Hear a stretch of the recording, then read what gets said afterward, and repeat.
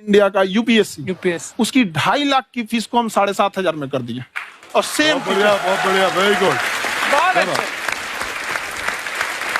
और इंडिया के सबसे बेस्ट टीचर के साथ जो भी हैं वो अपने सब्जेक्ट में उससे बेस्ट इंडिया में कोई नहीं। और इतना के बावजूद ऐसे हम लोग को लगता होगा 7,500 बहुत कम है। एक लड़की ने कहा कि सर शाम वाले बैच को ना मॉर्निंग में कर दीजिए। हम कहे बाबू तो इतना सबके इंडिविजुअल से तो बैच ट्रांसफर नहीं है, क्या प्रॉब्लम है? उसने कहा ना शाम में हमको दूसरे के यहाँ बर्तन मांजने जाना होता है। ओ तो हम लोग को लगता है कि जितना ये तकलीफ इससे कई गुना जाते हैं। और कई बार तो ऐसा लगता है कि वो भी ना ले। एक लड़का बेचारा नदी से बालू निकालता था और वो बालू को भरता था, फिर नाव बालू को किनारे लेके बेचती थी और वो बालू भरता था, उससे मेरी फीस ले आया। हमारा हाथ कांप गया, हम कैसे फीस ले लेंगे यहाँ पर। बहुत बढ़िया।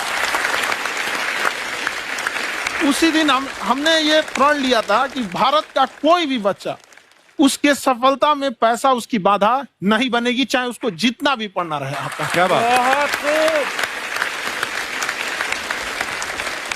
और अर्चना जी, मैं इनके बारे में एक बात, कुछ हजम खान नहीं सर हुई आपके लोगों बारे में को। मैं एक बात कहना चाहता हूँ। इनका जो स्टार्टअप है ये बूटस्ट्रैप्ड है। अच्छा मैं साधारण भाषा में बता देता हूँ, ये सेल्फ फंडेड है।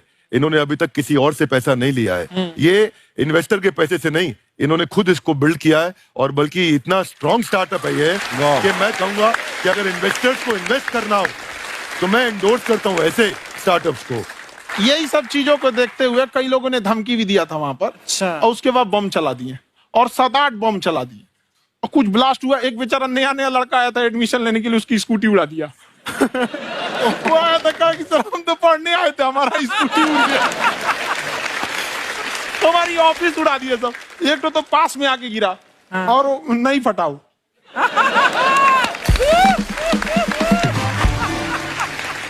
बाद में बहुत सारे लोग धमकियां दिए, लेकिन कहते हैं ना सूरज कितना भी तेज चमक ले समंदर नहीं सुखा सकता। वाह वाह वाह, क्या बात है। बहुत अच्छे। मैम एक्चुअली ये फीस कम करने का एक और रीजन है। 2.5 लाख 3 लाख की जो फीस में सब लोग पढ़ाई अफोर्ड नहीं कर पाते। इसलिए वो कुछ ही लोग अफोर्ड कर पाते, तो उनका मेंटल लेवल तो बहुत ऊपर चला जाता है। लेकिन एक पूरे देश का मेंटल लेवल थोड़ा सा स्टेबल नहीं हो पाता। तो जब फीस कम रहेगी तो हर वो लड़का तैयारी करने के लिए आगे आएगा जिसका सपना है देश के लिए कुछ करने का। सीटें लिमिटेड हैं, उन्हें को मिलेगी, लेकिन जिन्हें नहीं मिलेगी उसे मिलेगा देश का एक जिम्मेदार नागरिक। तो इस देश को बदलना। क्या बात। हम लोग विश्व गुरु कहे जाते थे, क्यों? क्योंकि दुनिया से लोग हमारे यहाँ पढ़ने आए थे। चाइना से ह्वेनसांग आया, फायान आया, आज कोई नहीं आता है। हम लोग का उद्देश्य एक समय आएगा जो फिर आएंगे यहाँ पढ़ने के लिए। क्या बात है। पर आप देखो अर्चना जी, सबसे ज्यादा आईपीएस आईएएस बिहार से निकलते हैं। आप Yes, देखो पढ़ाई लिखाई में पॉलिटिशियन बहुत बड़े बड़े निकले हैं। बहुत। तो ऐसा नहीं है, हर जगह ऑप्शन हर भी नहीं है प्रकार वहाँ के लोग पे, होते हैं। इंडस्ट्री नहीं है, खेती करेगा तो कोई खास वो नहीं रहे। ऑप्शन भी नहीं है, सही बात है। बिहार की मिट्टी में एक चीज है, जिद तो बहुत जबरदस्त है। कुछ भी नहीं रहेगा तो सब कुछ पाने का उसको जिद रहेगा, करके भी दिखा देगा। वहाँ पे कर देंगे हम यहाँ पे। विवेक सर, आपके बारे में हमने सुना एक बार आप संन्यास लेने चले गए थे। कौन वापस लेके आया आपको? फिर कहाँ तक पहुंच गए थे आप? नहीं, मैं एमबीए की पढ़ाई के बाद मैं ये सोचा था कि अपना जीवन भगवान की सेवा में समर्पित कर दूं। अच्छा जी। बहुत साल मैं वृंदावन में रहा था और गुरुकुल में रहा था। अच्छा। और वहां सेवा करना, बहुत अच्छी शिक्षा मिली। मैं बोलता हूँ मेरी असली एमबीए वही थी, मोस्ट ब्यूटीफुल एसोसिएशन। वाह। और मैं वहां भगवत गीता पढ़ी, जहां मुझे गीता से लगाव हुआ। तो मेरे गुरुजी का आदेश था कि आप भगवत गीता को बिजनेस मैनेजमेंट के साथ जोड़ के देश दुनिया में बताओ। मेरे को लगा बड़ा मुश्किल काम है। हमारे बाद में देखा कि डॉक्टर स्टीफन कॉवी, जिनकी किताब है 7 habits of highly effective people, आप सबने पढ़ी होगी। उन्होंने बोला मैंने 7 हैबिट भगवत गीता से लिए। और हमारे देश के लोग ऐसे हैं जो मेरी किताब पढ़ते हैं, जो कि 3.5 मिलियन कॉपीज बिक चुकी हैं, और भारत में भगवत गीता नहीं पढ़ते। तो मुझे लगा कि मैं गीता विद मैनेजमेंट के ऊपर आकर के बातचीत करूं। मुझे लगा बहुत कठिन होगा, पर मेरे गुरुजी का आदेश था कि कठिनाई आपको तभी तक दिखेगी जब कठिनाई को देखोगे। तो एक छोटा उन्होंने मुझे बताया, पूछा कि इस कमरे में लाल रंग कितनी जगह है, देखो आप भी एक बार जरा देख के बताओ। कुछ 7-8 जगह लाल रंग दिख रहा है यहाँ पे आपको? 1 ये 2 वो लाल रंग टी शर्ट पे, 3 4 5 ये लाल हो गया, 6 उधर लाल हो गया, 7 एप्पल लाल, बिल्कुल ठीक 7। पर जब आप लाल रंग ढूंढ रहे थे तो क्या आपको हरा रंग दिख रहा था? Yes no? नहीं। जब आप लाल रंग ढूंढ रहे थे तो क्या आपको काला रंग दिख रहा था? Yes no? नहीं। नो। जिंदगी भी ऐसी है, जो क्या बात? ढूंढोगे वही मिलेगा, बाकी कुछ नहीं मिलेगा। तो उन्होंने कहा कि आप इसी सोल्यूशन पे फोकस करो और गीता के मैसेज को पहुंचाओ। तो मैं बिजनेस मैनेजमेंट के प्रोग्राम्स कॉर्पोरेट्स में करने शुरू किए, क्योंकि गीता पहला मोटिवेशनल सेमिनार जो पृथ्वी के इतिहास में कपिल जी हुआ, वो कृष्ण ने दिया था। पहले मोटिवेशनल स्पीकर इस पृथ्वी के इतिहास के कृष्ण थे, जिन्होंने अर्जुन को रणभूमि में मोटिवेट किया था। बड़ी पेशेंस कृष्ण ने अपने लीडरशिप क्वालिटी से दिखाई, वो मुझसे मुझे बड़ा इंस्पायर किया, वो चर्चा ने इंस्पायर किया और डिस्कशन ने इंस्पायर किया। तो डिस्कशन को मैं आज भी लेके चलता हूं अपने साथ। कहां सर, हमने सुना है आप 5 स्टार में रुके थे कल और नीचे जाके वड़ा पाव खाने गए आप रेडी पे। एक्चुअली क्या है ना कि वहां जो चीजें सीखने को मिलती है ना, खाली पेट और खाली जेब इंसान को जो सिखाते हैं वो किसी यूनिवर्सिटी कॉलेज में नहीं सिखाया जाता। और गरीबी बड़ा बेशरम चीज होती है। तो कहते हैं कि मौत भी तू जल्दी आया कर गरीब के घर में, कफन का पैसा भी खर्च होता है दवाइयां खरीदते खरीदते। हाय हाय हाय, क्या बात है। और खान सर की खासियत ये है कि जिसको तो पढ़ना है, जिसको एजुकेशन चाहिए, वो तो इनका वीडियो देखते हैं, लेकिन वैसे भी कई लोग, जैसे अर्चना जी बात करी थी, कहती मैंने जब देखना शुरू किया तो मैंने बैक टू बैक इतने सारे वीडियोस देखे, क्योंकि आपका जो तरीका जो बोलने में, एक तो इनकी जो टोन है पढ़ाने में, और साथ साथ में जो ह्यूमर आता रहता है, तो उसकी वजह से और भी इंटरेस्टिंग हो जाते हैं आपके वीडियो। शुरुआत में हम लोग जब स्टूडेंट लाइफ में थे, या हम कई स्टूडेंट को भी देखते हैं, वो बेचारे जब थक जाते हैं तो आपका शो देखने लगते हैं। तो शुरू में हमको लगता था जब कि अरे ये हमारे पढ़ाई उसके लिए है, लेकिन पढ़ाई में थक जाता है, शो देख के नहीं थक जाता। तो हमने सोचा दोनों को मिक्स कर देते हैं। तो हमने उसको, और आज आपको पता नहीं हमने भी यही किया है।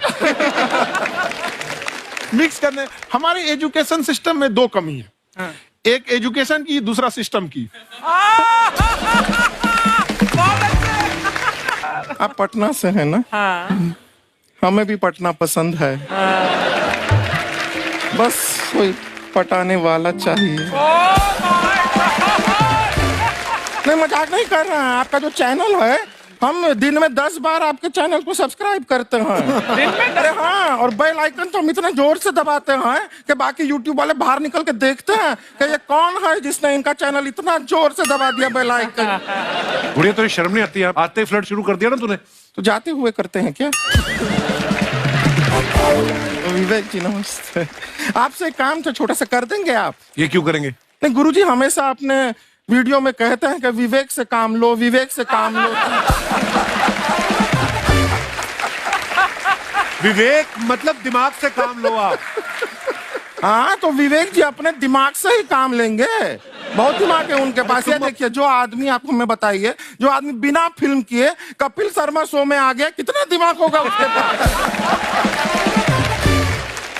लेकिन एक बात है जिसकी वजह से हम आप तीनों से नाराज हैं। क्यों? क्या बात? हर चीज में मोटिवेट मोटिवेट मोटिवेट क्या होता है?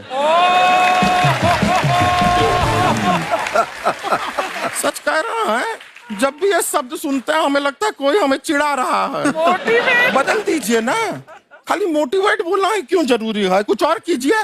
रोटी वेट, छोटी वेट, पतली वेट, कुछ भी बोलिए, मोटिवेट हटाइए। तो गुड़िया, तू भी एक्सरसाइज किया कर ना, देख डॉक्टर साहब ने कितना वजन कम किया है, तू भी कर ले। ठीक है, फिर मोटिवेट से ही चला लेंगे।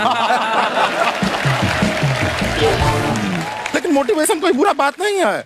हमारे दादाजी भी वैसे बहुत मोटिवेट करते थे। हाँ, एक बार तो तालाब में डूब रहे थे हमारे दादाजी। हमारे पास रस्सी भी था, ट्यूब भी था, फिर भी हम अपने दादाजी को बचा नहीं पाए। क्यों? क्योंकि हमने उनकी ओर तिनका फेंका ना, वही कहते थे डूबते को तिनका का सहारा काफी। नहीं लगा सहारा, दादाजी बुड़बुड़ बुड़बुड़ बुड़बुड़। गुड़िया, तू क्या करने आई इधर? अरे हाँ, हम क्या करने आए हैं, एक पूछना था सर खान सर। ये जो हमारा एक चाचा का लड़का है, उसको क्या है, थोड़ा पढ़ाई में प्रॉब्लम हो रहा है। तो 12वीं का पढ़ाई आप उसको अच्छी तरह करवा के 12वीं पास करवा देंगे आप? करवा देंगे, वेरी गुड, बात कर लेते हैं। हाँ राम सरोवर, देखो हमारा बात हो गया है। ये 10वीं जो तुमसे नहीं दिया जा रहा है, वो नहीं देना है।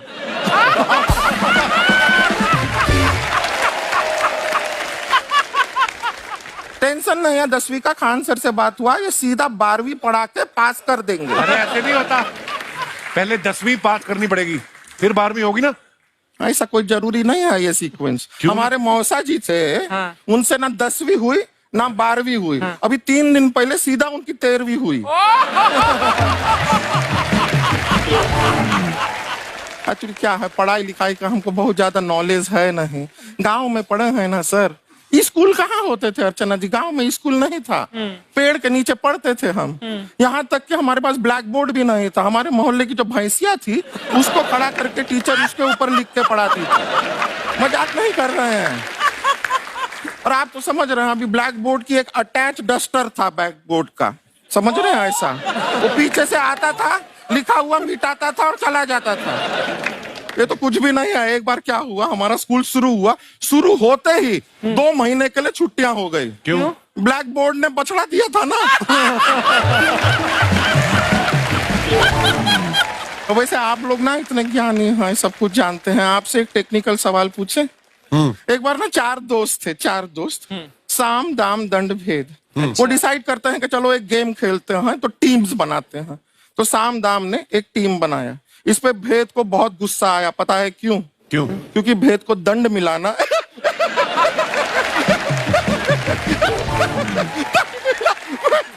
ये सिर्फ हंसती नहीं है सर, थोड़ा सा पेट्रोल पिला दो स्टार्ट भी हो जाती है। इतना है कि और भी बता दीजिए, जब हम बीमार होते हैं हम डॉक्टर के पास नहीं मैकेनिक के पास जाते हैं, और डिटेल दे दीजिए। ऐसा कुछ नहीं है सर, ये बोलते हैं खाली। लेकिन अभी एक रिक्वेस्ट था सर, हमारा एक भाई है, पुरुषोत्तम नाम है उसका, वो गांव से आया हुआ है। आप लोग थोड़ा उससे सब बातचीत करेंगे, थोड़ा उसको प्रोत्साहन देंगे। और शर्मा जी, आपसे भी एक रिक्वेस्ट था, आपसे हमने कभी कुछ मांगा नहीं है। पुरुषोत्तम आएगा ना, एक बार बस उससे कह दीजिएगा, पुरुषोत्तम तुम कितने हैंडसम हो। मैंने देखा ही नहीं अभी तक। हाँ तो देख के बस बोल दीजिएगा तुम ठीक है। कितने हैंडसम हो, ऐसा बोल दीजिएगा प्लीज। ठीक है। हम बुला लेते हैं पुरुषोत्तम।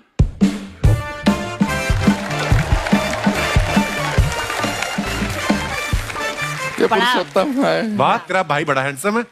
है तो हमारे खानदान में सब हैंडसम है, ज्यादा चापलूसी करने का जरूरत नहीं है।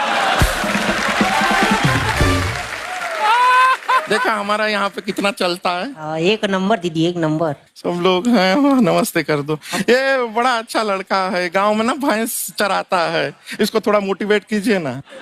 नहीं तो मतलब भैंस चराता है तो मोटिवेट करके क्या होगा, शेर चराएगा बाद में।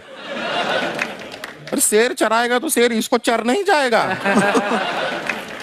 नहीं नहीं, ऐसे हम खाली कह रहे हैं, तुम्हारा चेहरा थोड़ा बकरी जैसा है ना, तो वैसे ये सब बड़े बड़े लोग हैं। इनको बताओ कहा क्या बनना चाहते हो जीवन में आगे? HR। HR? अरे वाह, देखे कोई बड़ा कंपनी में ह्यूमन रिसोर्स का काम करेगा ये। अरे HR मतलब दीदी Hrithik Roshan, tiny tin tin tiny tin tin. ना जूता पहनने का काम किया करो, जूता खाने का नहीं। काम किया है, कुछ बड़ा किया है लाइफ में? किया ना दीदी, एक बकरी के बच्चे को बड़ा किया।